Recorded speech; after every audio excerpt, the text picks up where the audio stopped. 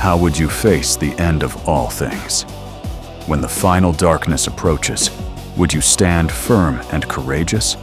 Or would you fall into a meaningless void of despair? These profound questions lie at the heart of the beautifully tragic world of Clair Obscur. In the city of Lumière, death is a constant companion. Each year, a mysterious figure known as the Paintress marks a descending number onto a great stone monolith. And each year, every person in Lumière of that age is magically erased from existence. Under this relentless doomsday, Lumière sends brave expeditions into the dangerous, unknown wilderness of the continent.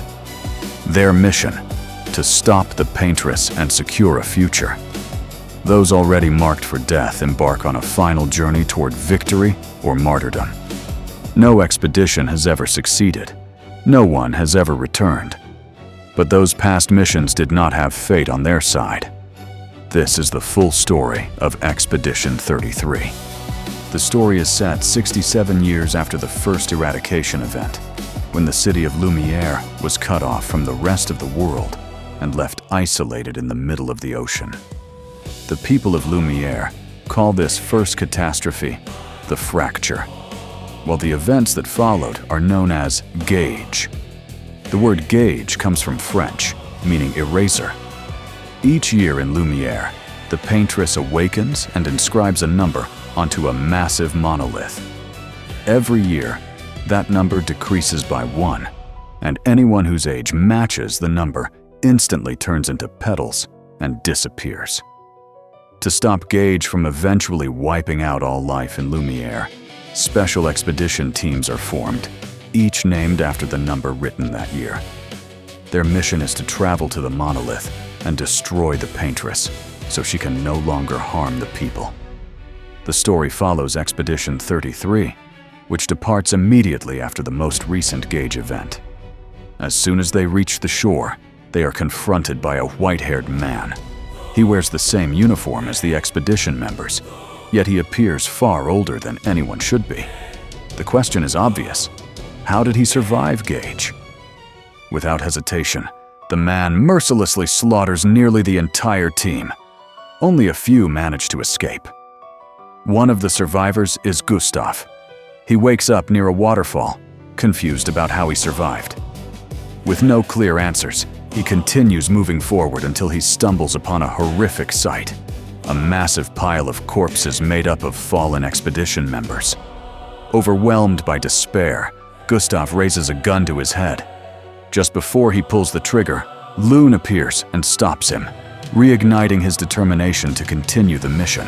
As they travel toward their rally point, they discover a wall carved with a message stating that Maelle, Gustave's adoptive younger sister, has been taken to a shelter located north, near a region filled with strange coral reefs. Following this clue, they eventually find Maelle inside a manor. She explains that after the massacre on the beach, she woke up there and was helped by a mysterious being known as the Curator. The three of them continue their journey to find the Paintress. Before long, they encounter Enko, a Gessel, one of the legendary creatures from Lumière's fairy tales. Enko explains that reaching the Paintress requires crossing the sea, which is impossible for humans without wings or fins. To solve this problem, they must visit the Gessel village and speak to its chief, Golgra, to learn how to cross the ocean. In the Gessel village, the group reunites with Maelle, another survivor of the beach incident. With 4 members now together, they meet Chief Golgra, who instructs them to seek out Easy, another legendary being. Easy will help them cross the sea, but only if they ask politely. While the group camps and shares a lighthearted moment together, Maelle suddenly enters a frozen, time-stopped state. A masked, white-haired girl with scars on her face appears before her, accompanied by the same white-haired man from the beach. He tells Maelle that everything happening is her fault, and that she is only making things worse. He urges her to return home and live out her remaining days peacefully, calling it his final warning. Then time resumes, as if nothing happened. Maelle is deeply shaken, while the others remain unaware of what she experienced, assuming it was nothing more than a nightmare. The group battles Renoir to avenge Gustave. During the fight, Verso rushes to protect Maelle and calls her Alicia. Time freezes once more, and the masked girl appears again. She removes her mask, revealing severe scars, and shows Maelle a vision of a fire that destroyed her family. The manor and her family vanish, leaving the expedition team with more questions than answers. Eventually, the team acquires a weapon forged by the curator, capable of defeating the Paintress. When they finally reach the monolith, Renoir blocks their path once again. Despite their efforts, they are unable to defeat him. In their darkest moment, the curator appears and confronts Renoir. Renoir claims that Verso is all that remains of the curator's son, and that killing him will not bring his wife back. Without hesitation, the curator takes Maelle's hand, places it on Renoir's chest, and erases him from existence. The group confronts the Paintress, who insists that Maelle is not Alicia, and that Verso is not the Verso she once knew, claiming it is all a deception. Enraged, she attacks the team. After an intense battle, the Paintress suddenly stops fighting and instead heals them, even as they continue attacking her. Dying in Verso's arms, she bitterly asks him, why? When Maelle touches her, the Paintress calls her Alicia once more, before disappearing along with the monolith. Maelle, Lune, and Sael plant the flag of Expedition 33, where the Paintress fell, filled with hope for Lumiere's future. They return home as heroes, but their celebration is short-lived.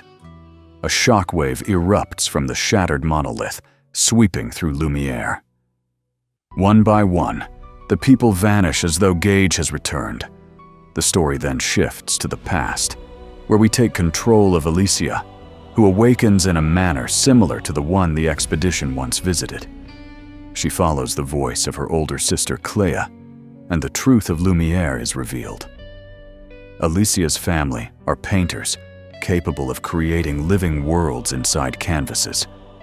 Her brother Verso died trying to save her during a fire caused by their rivals, the writers, who used Alicia to ignite the blaze.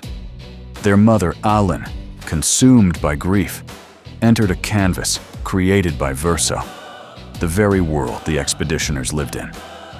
Alan recreated her family within the canvas to cope with her loss. Renoir, her husband, aware of the consequences, entered the canvas to bring her back. Alan is the Paintress, and the numbers she painted were not meant as threats, but warnings that Renoir was attempting to destroy the canvas world to force her return. Alicia and Clair realize their parents have been trapped in conflict for too long. They decide to hide Verso's canvas, so Alan can never find it again. Alicia enters the canvas to rescue them, but becomes overtaken by Alan's chroma, losing her memories and identity. She is reborn as Maelle. In the present, Maelle regains her memories and reunites with Verso, the only one immune to Gage. Together, they attempt to restore Lumiere, but Renoir refuses, believing temptation will always draw Alan back. Maelle forms her own plan. Using her power as a paintress, she resurrects fallen companions and builds an army to confront Renoir. They ultimately defeat Renoir and force both him and Alain out of the canvas. Beyond it, they find Verso's soul, eternally painting to keep the world alive. Verso wishes to destroy the canvas and be freed, while Maelle wants to preserve it. This leads to two endings. If Maelle wins, the canvas survives forever, but Verso begs her not to paint him. The cycle of grief continues. If Verso wins, the canvas is destroyed, and the family begins to heal in the real world. Neither ending is truly good or bad. Each comes at a profound cost.